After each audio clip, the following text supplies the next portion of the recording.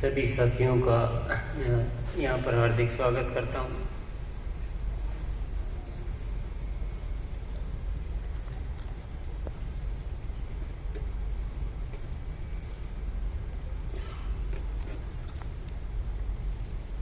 इन दिनों जिन अनुभवों से गुजरना पड़ा है,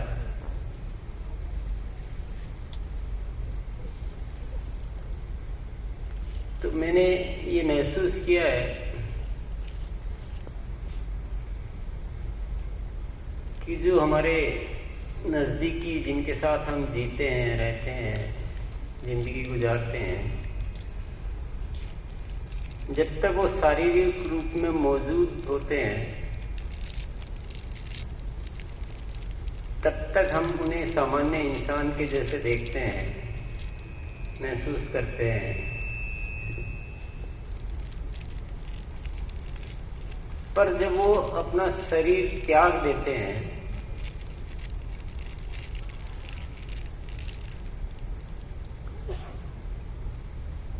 तो लगता है कि अभी भी वो हमारे साथ ही हैं, लेकिन अब उनका रूप दिव्य हो गया है। अब शारीरिक रूप नहीं रहा है, वो दिव्य रूप है। और उनकी आवाज भी लगातार आती है, सुनाई देती है। ऐसे लगता है बात भी कर रहे हैं।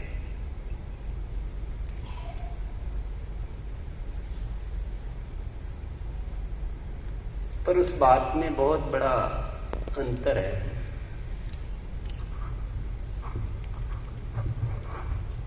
अब कोई शिकायत नहीं है,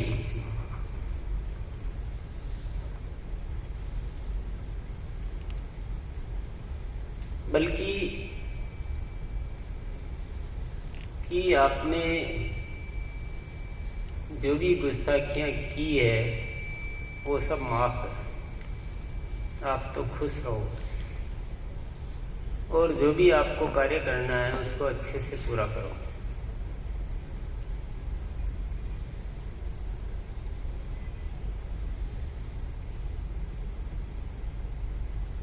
तो महसूस होता है कि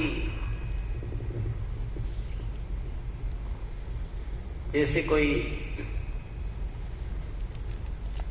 हमें मुक्त करके चला गया हो कि जाओ आप अपना काम और भी अच्छी तरह से करो।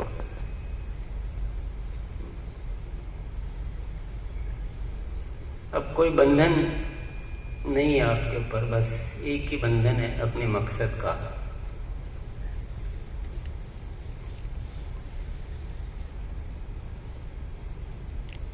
तो मैं अपने दिल की बात आपको कैसे कह पाऊं मुझे पता नहीं है, पर जिस मकसद के लिए जीवन चल रहा था, अब ऐसा लगता है कि उस मकसद में कुछ बहुत बड़ा कुछ करना पड़ेगा।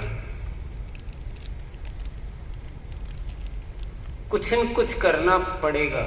ऐसा एक अंदर ही अंदर एक चुनौती जैसा फील होता है कि जो हो रहा है वो पर्याप्त नहीं।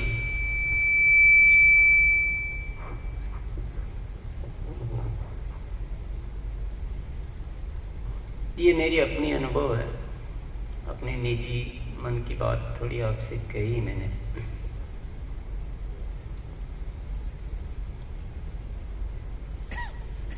जिंदगी सभी को मिलती है इस धरती पर। जो भी आते हैं वो जीते हैं, अपना जीवन चलाते हैं, कोई न कोई काम जरूर करते हैं। पर ईमानदारी से हम दुनिया में जितने भी काम हैं उनका मूल्यांकन करेंगे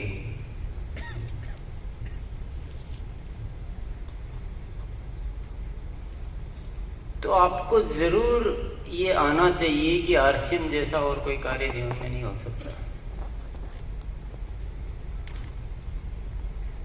ये निश्चित रूप से आना चाहिए।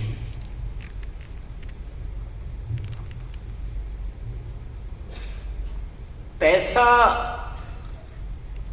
हो सकता है इससे ज्यादा कहीं कमाया जा सके, हो सकता है नाम भी इससे ज्यादा कहीं कमाया जा सके, लेकिन इसकी बहुत सारी ऐसी जो बातें हैं वो कहीं नजर नहीं आती।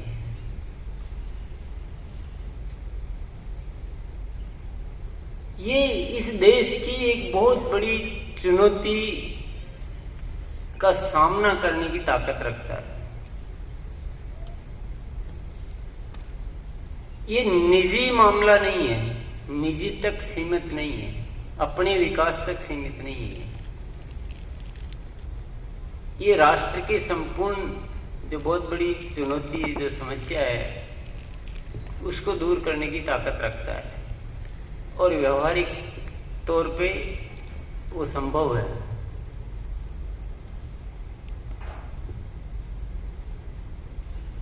इस देश की सबसे बड़ी समस्या क्या है? इस देश की सबसे बड़ी समस्या है यहाँ के लोगों में आत्मविश्वास की कमी।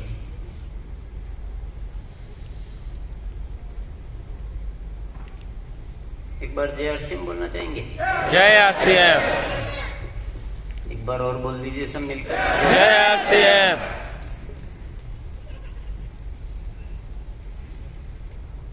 इस देश की सबसे बड़ी समस्या है आत्मविश्वास की कमी। यहाँ का जनमानस ये मानने को तैयार नहीं है कि मैं अपना जीवन खुद चला सकता हूँ। यहाँ के आम आदमी में एक बहुत बुरा रोग जो फैला हुआ है वो है नकारापन का। बोलता जब तक मुझे कोई मदद नहीं मिलेगी, मेरा जीवन में कोई सपोर्ट नहीं मिलेगा, तब तक मैं नहीं जी पाऊंगा। ऐसा एक माइंड में, अवचेतन मन में ऐसा बैठ चुका है बुरी तरह से, बड़े स्तर पे, व्यापक स्तर पे।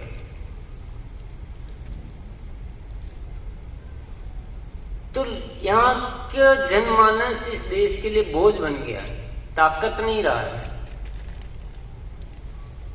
यहाँ का जनमानस इस राष्ट्र की संपत्ति नहीं है, यहाँ का जनमानस इस राष्ट्र की विपत्ति है, बोझ। इंसान तो इस धरती की सर्वोत्कृष्ट कृति है ईश्वर की। वह तो बहुत कुछ कर सकता है, परंतु जब उसके अंदर एक मन मस्तिष्क में, अवचेतन मन में जब ये बैठ जाता है कि मैं कुछ करने के लायक नहीं हूं, तो वह बेकार हो जाता है।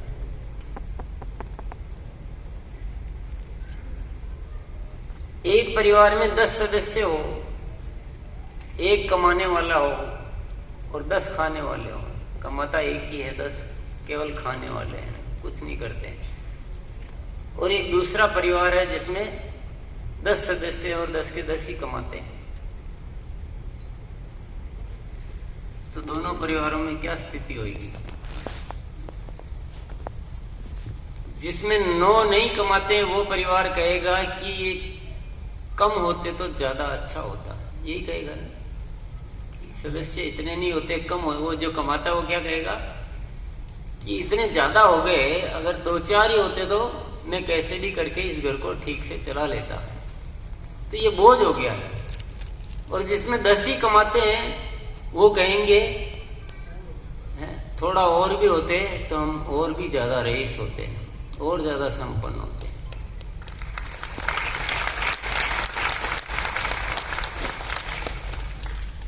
सीधा सीधा गणित है, छोटे से हमें समझ में आ जाता है। जब परिवार का उदाहरण, तो ये राष्ट्र भी एक परिवार है। दुनिया के बहुत सारे ऐसे देश हैं जहाँ के लोगों में आत्मविश्वास कूट कूट के भरा है, वहां कोई समस्या नहीं है, वहां के लोगों को मदद की जरूरत नहीं है। वो राष्ट्र के विकास में काम करते हैं और वो राष्ट्र उन्नतिशील होते हैं और विकसित राष्ट्र कहलाते हैं, वहाँ कोई समस्या नहीं होती है।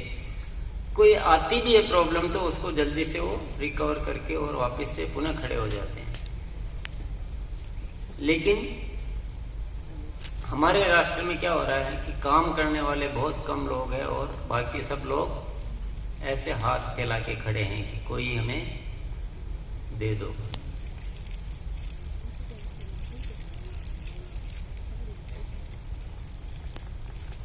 हम इस धरती पर केवल बोझ बनकर आए हैं, हम कुछ कर नहीं सकते, हमसे कुछ होता ही नहीं है।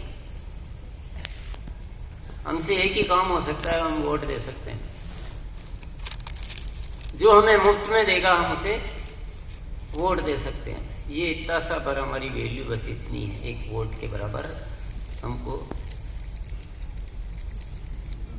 तो ये एक इतनी बड़ी चुनौती बन गई इस राष्ट्र के लिए और इस चुनौती को राष्ट्र को झेलना पड़ रहा है। और यहाँ की जितनी भी व्यवस्थाएं हैं, चाहे सरकार आती है, राजनीतिक व्यवस्थाएं हैं, सामाजिक व्यवस्थाएं हैं, उन सारी व्यवस्थाओं को इनको सपोर्ट करना पड़ता है। वो और सिखा जाती है, जो नकारापन जितना है उसको और बढ़ावा देते हैं वो, कि चलो वो सरकार तो आपको इतना ही मुफ्त में दे रही थी, हम आपको और भी ज्यादा देंगे, क्योंकि वोट चाहिए। सामाजिक संस्थाएं होती बहुत सारी, बोलती गरीबों की मदद कर दो। तो यहाँ गरीब रहना सिखाया जाता है, यहाँ का आदमी गरीब बने रहना चाहता है। और यहाँ के आदमी का शायद कोई समझ रहा है कि नहीं समझ रहा है, शायद कोई जानकर क्या कर रहा है किसी को पता नहीं, पर यहाँ का जो अवचेतन मन है ना, आप लोग तो माइंड पावर प्रोग्राम का फिर भी सीखते हैं तो आपको पता होगा कि सबकॉन्शियस माइंड क्या होता है। हम जो भी होते हैं ना वो सबकॉन्शियस माइंड की वजह से होते हैं, हम चेतन मन की वजह से नहीं होते हैं। तो हिंदुस्तान के सबकॉन्शियस माइंड में एक रोग बैठ चुका है कि मैं कुछ नहीं कर सकता।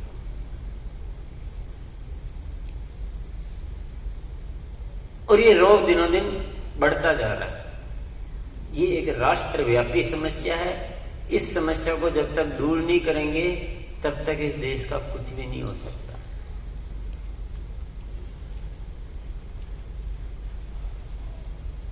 यहाँ के आदमी को कोई लेना देना नहीं है देश से, क्या कोई राष्ट्रभक्ति जैसी कोई चीज सवाल ही नहीं, कोई सोचना ही नहीं है। भले राष्ट्र पे पूरा कर्जा चढ़ जाओ, राष्ट्र के टुकड़े हो जाओ, ये हो जाओ,